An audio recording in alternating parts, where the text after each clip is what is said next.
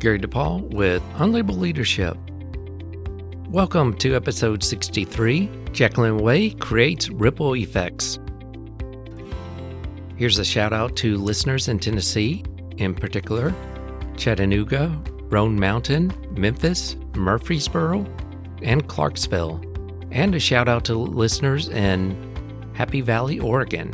With that, let's get started. Imagine, if you would, if you and all the listeners did an act of giving once a day for 365 days, the number would be substantial. Jacqueline Way not only does this, but she inspires and educates others to do the same. She expresses this through her charitable organization called 365 Give, and has educated countless numbers of people through her talks, speaking engagements, and her TEDx, which you can find in the show notes. Through the stories that you're about to hear, Jacqueline explains what she does and why she does it. Part 1, it's in our DNA. In episode 8, Ronald Graves talks about what coaching is, and he describes it in an unusual way. Think about the person being coached as being inside a box with a limited perspective. The coach, on the other hand, is outside the box and can see in the box and has a different perspective, can see things that the person who's being coached cannot see. Because of that, the coach may be able to know what you really need in a way that you can't see for yourself. In this story, Jacqueline touches on this concept, but it doesn't start with the concept itself. It starts with a story that takes place with retail. Here's Jacqueline. You know, I've had many opportunities to work with some pretty brilliant people in our world. And I think one of the things that affected me most, because he was such a great leader and influence and mentor in my life, it was a gentleman by the name of Harry Rosen. And Harry Rosen happens to be a gentleman that is internationally known because he he owns a retail chain of stores under his own name called Harry Rosen. And very expensive, very elite menswear store. And I happened to be in my 20s, the only woman at the time managing one of his stores in a world surrounded by men. I always felt like I was the lone sheep in a pack of wolves at times. I had the opportunity to be mentored by Harry, and there was this really brilliant moment when I was learning, of all things and skills in life, learning to measure a man to make a custom-made suit. And it's very far off to where I am today, but he taught me something about leadership and service and helping to not only create a wonderful experience from a customer service point of view, but how to make another person feel their best about themselves. And it was a lesson that I took with me for a long time because Harry, in front of 40 other senior management team and men, asked me to measure him for a suit, which was a very intimidating process to do since he was the master at this trade. And when I measured him up for his suit, I wrote everything down and I spit all the measurements back at him and he said, "You're wrong." And I said, No, I'm actually right. He said, "No, I don't wear my pants that size." And I said, "Well, Harry, the funny thing is that you should be wearing your pants these size because they would actually look better on you. And the one lesson that you gave me is make sure that you're making your customer look and feel their best. And so I'm giving you the advice that you are not looking, nor will you feel your best in the pants that you're wearing today." I love it. It was a remarkable story that's always stayed with me because just when people think something is the best for them, when we can stand back and look at them differently and guide them to what could be their best selves. It was the lesson that I've always taken with me and do my best in my own life to help people come to that place for themselves. It's interesting in servant leadership, that whole concept. I usually don't talk about servant leadership because it's just, I try to unlabel all this stuff. In this book, The Servant, James Hunter talks about wants versus needs and how people want certain things, but it may not be what they need. being able to help people with achieving what they need versus what they want is something that your story reminded me of. Well, when I know the term servant leadership is a little catchphrase at the moment. The way that I always look at it is when we come from a place of being of service to the world in everything that we do, and if that's of service to our families, to the service of our employees as a leader, this then makes us our best because service actually ignites in us our happy chemicals in our body and our brains. It helps us become creative. It helps us calm our nervous systems. It reduces our stress and actually helps us perform at our best. So when people talk to me about leadership, I always say, when you come from a place of service in everything you do, you will actually be at your best because it's how our bodies and our brains are actually wired. If I was having a bad day, feeling down or whatever, just being human or whatever, if I want to get energized and be at my best, it's when I deliberately try to find ways to helping other people excel, grow, and develop, and through volunteer efforts or whatever. And it just suddenly changes everything about my whole perception when I'm able to do something like that. I'm a bit of a neuroscience nerd when it comes to exactly this and the positive effects of giving back and being of service in our life. And when we come from that place, I always say it's built in every human's DNA to actually come from a place of service. And it's the chemical reaction in our bodies that makes us feel love and feel happiness. It makes us feel alive. And you know that when you feel it, that you're doing exactly what you're here to do. Part 2, 3 Degrees of Separation. People learn leadership in different ways, whether it's formal training, coaching, reading a book, or watching a video, taking a course. But one way in particular, and maybe a very popular way, is modeling. In other words, observing how other people lead. Throughout our lives, we pick up habits that way. Jacqueline shares a story in which she explains how she learned some leadership that someone taught her indirectly. Here's Jacqueline to explain. Well, I always like sharing other people's stories rather than my own because that's our learning in our life that always leads us to the place we need to be. I think I always like to share the story of my father. He now knows the effect that he has had on me and the direction that I've taken in my life. But, my father was like many people's parents. He was off the boat, British, had a very difficult upbringing, lived through the war. He was that kid that had to run down into the tunnels during World War II to try and stay safe so that he didn't get bombed.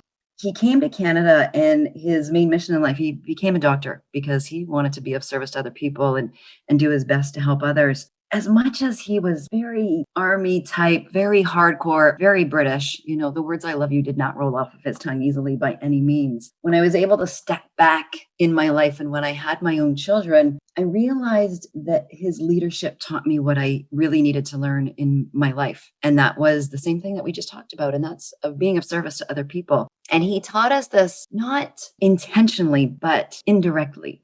He always made sure that when there were times in his patient's life that they needed to be uplifted and needed some happiness in the lives of the patients that he touched, which many were terminally ill people, he would bring us to the hospital. The story that I shared in my TED Talk was when every single Christmas morning, he brought us to the hospital and we would sing Christmas carols to his patients around the bed. At the time, as a 9, 10, 11-year-old child, I thought it was personal torture to be forced to do this, wear the matching Christmas sweaters, and my sister would play her guitar and off we would go and sing to these very ill patients of his. But what it did is it planted that seed of service in me, which grew and set me on that track for my lifetime. Because what I learned is how happy I could make another person by doing something so small and so simple to me, which was singing a song. I could contribute to the well-being of another person. He did this in many different ways throughout his life and continually made us be of service. And at the time it was making us in a little bit,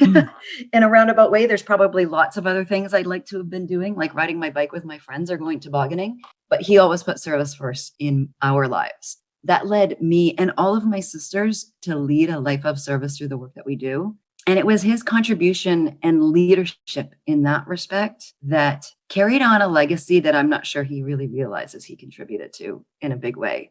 It's something that I've continued and I continue to do with my children and will through their lifetime as well, because I truly believe that the contribution of each individual on our planet creates a better, happier world for us all. And it doesn't just have to be the millionaires and the billionaires that go and, try and literally eradicate hunger in our world, but it's the contribution that we can each make in our own lives that continues the ripple throughout the whole world. His leadership for me, without him ever knowing it, has changed not only my life and my children's life, but the millions of people that we've been able to touch as well. You mentioned that you were taught this indirectly. I imagine that he modeled that behavior so well that you could not help but pick it up over time. Completely and totally. Yep, absolutely. I mentioned this person before on a previous podcast, Roger Kaufman, who's passed away last year. He was a human performance consultant, expert, professor. His whole mission in life was about bettering society. And he often talked about, regardless of your role, what you're doing, think about every act that you're doing as either contributing towards society or not. And, you mentioned the rippling effect. He sincerely believed that some small acts can have this type of an effect. And the way your father influenced you and modeled this behavior for you, and you've been able to talk about this on this podcast, on other podcasts and talks, his modeling has, like you said, affected so many people through you and through the other people who he influenced. Well, science and research now actually can tell us, because researchers have studied this phenomenon of the ripple effect of giving, philanthropy, altruism, whichever you would like to call it. And they can now actually measure it to what they call 3 degrees of separation. So every time you do a random act of kindness, an act of giving, it will affect 3 people within that circle, not only the person that you've touched, but they will then in turn turn around and touch people. And the other really neat thing that most people don't realize is we have these things called mirror neurons in our brains. So even if somebody witnesses, let's say I'm picking up garbage down at the beach, which I do on a regular basis. That's something my father used to do and I have picked up along the way. So if somebody will actually witness me picking up garbage along the beach, that will stimulate the same things in their brain that I'm feeling. So I'm feeling happy and good about my contribution that I'm making to the world. And because of the mirror neurons in our brain, they don't know the difference between actually the act of doing it and us witnessing an act of doing it. And so it will create the feelings of happiness and calm. It's actually creating for myself, even when you witness someone else doing it. And in turn, will more likely get someone to turn around and do the same thing or something similar very shortly after they've witnessed you doing it. That is an interesting concept. It kind of related in my mind, and I come from the learning field, talent development, that kind of stuff. It reminded me of vicarious learning, where you observe someone doing something and you see the results for their action and you learn from that. And likewise, the empathy that can go with it. So if someone touched a burner and burnt herself, you can empathize that pain and almost feel that pain.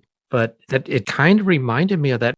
You can look at it both ways. You watch a romantic comedy with a happy ending on TV, you get that warm, fuzzy feeling of just love and happiness at the end because there was a happy ending. The same way, you weren't in the movie, you didn't actually experience the romantic twist at the end or the happy ending at the end, but you can feel the same way, or the feeling that they've created. The same way when you watch a scary movie, you will feel the same way. You will get terrified watching a scary movie, the reason I don't watch scary movies, and feel the exact same way.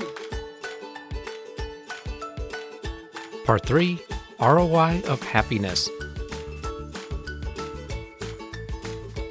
There are a lot of studies that talk about the return on investment for building a strong culture, having a strong team.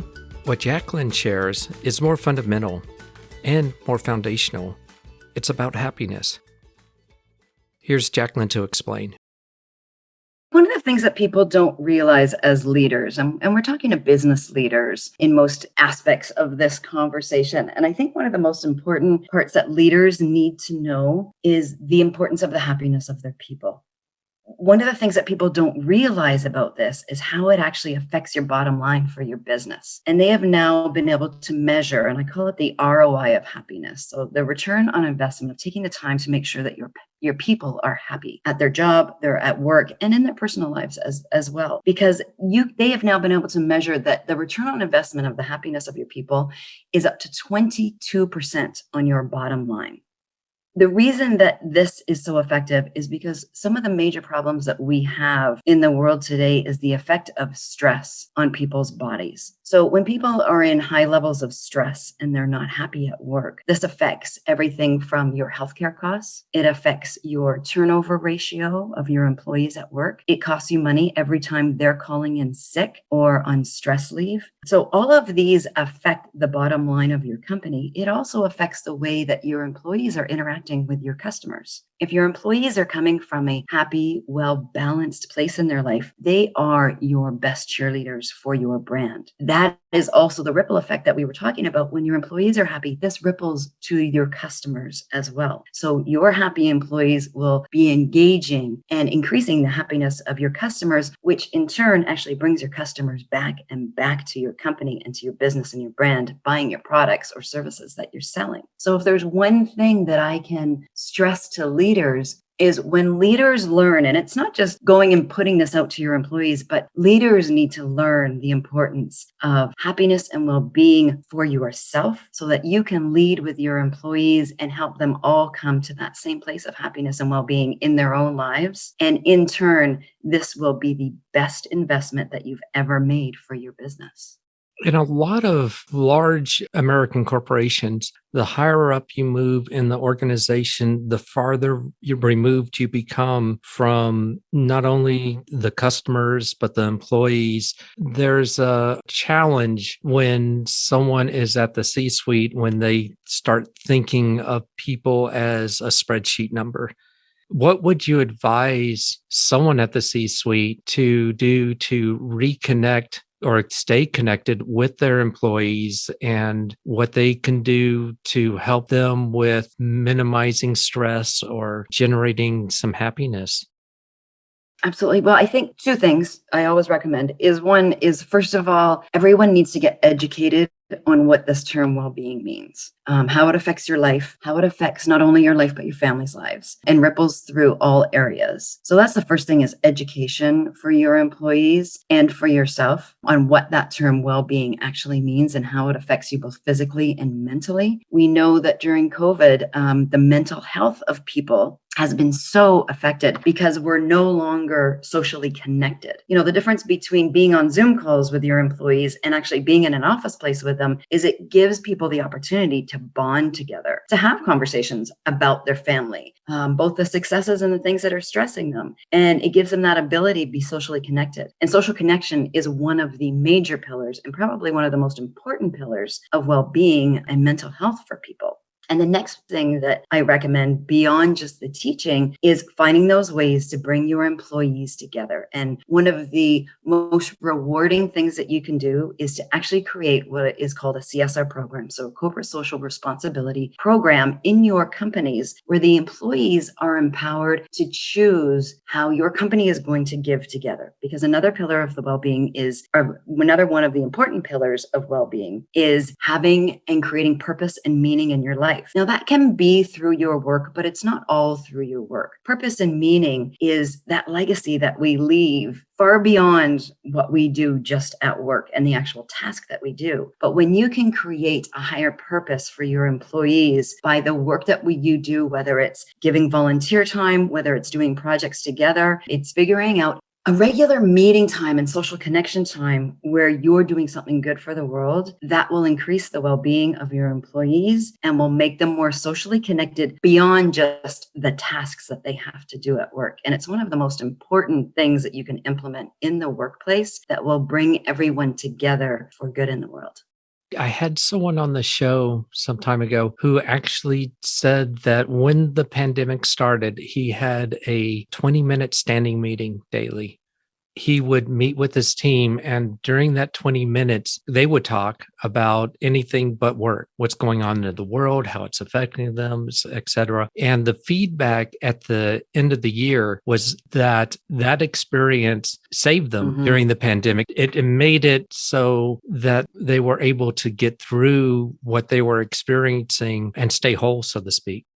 Well, the other thing that I recommend to people as well is you take those periods of time, or whether it's once a week or once every 2 weeks. And when you actually start meetings, you all take a moment and you talk about something that you're grateful for. And it doesn't have to be something at work. It'd be anything in your day or your week that's going on, but something that you're grateful for. Because when you connect to gratitude in your life and celebrate those wins, no matter how small they are, that actually creates feelings of happiness for you that you can hold on to, and a place that you can always go to at any time when maybe things are not going so well in your day. And then you're bringing your teams in to celebrate those victories in your life and in your workspace together. And that, again, just ripples throughout the workplace in such a positive way that affects everybody around you. I'm curious about something. The idea of doing this before a meeting.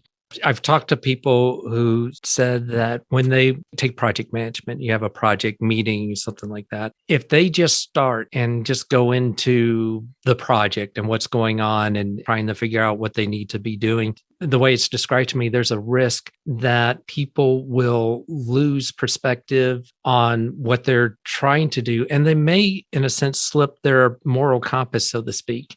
But when they do something at the beginning, when they talk about gratitude, when they talk about something that is important to them, or if it's even just reminding everyone what the purpose of this project is, what they're trying to achieve, it seems to be a reset for that moral compass. It sounds like even what you're suggesting can also have that effect, but it has so much other benefits as well. Well, it does. It's actually good for our health, which is the main one. Practicing gratitude reduces our stress instantly. So when people are very busy and they just launch into work projects without taking that moment to be in the present, and you and I were talking about this earlier in your new discovery of Tony Robbins, that's what he always talks about, is how do you get present in your moment? So just instead of running forward with your day-to-day activities or running into the stress of potentially a meeting, when you take that moment to take a breath, to be grateful, and if it's even for the breath, it sets everybody up for success, and it puts everybody exactly where they need to be, which is present with everyone in the room, to then move forward in a positive way that will actually create a different outcome for what you're trying to move towards. It's the biggest lesson that people still struggle with is how do you not be in your head and be in the present moment so that you can effectively work at your best with the people around you. My thanks to Jacqueline Way. If you'd like to learn more about Jacqueline, go to the show notes. And if you have a comment or question, go to unlabelleadership.com, click the message icon, and you can leave a voicemail message up to 1 minute. I'd like to thank those who contribute to the show. Your contributions help offset some of the production costs, which is a big deal because this is an all-volunteer service. Mostly, though, thank you for listening. Until next time, lead on.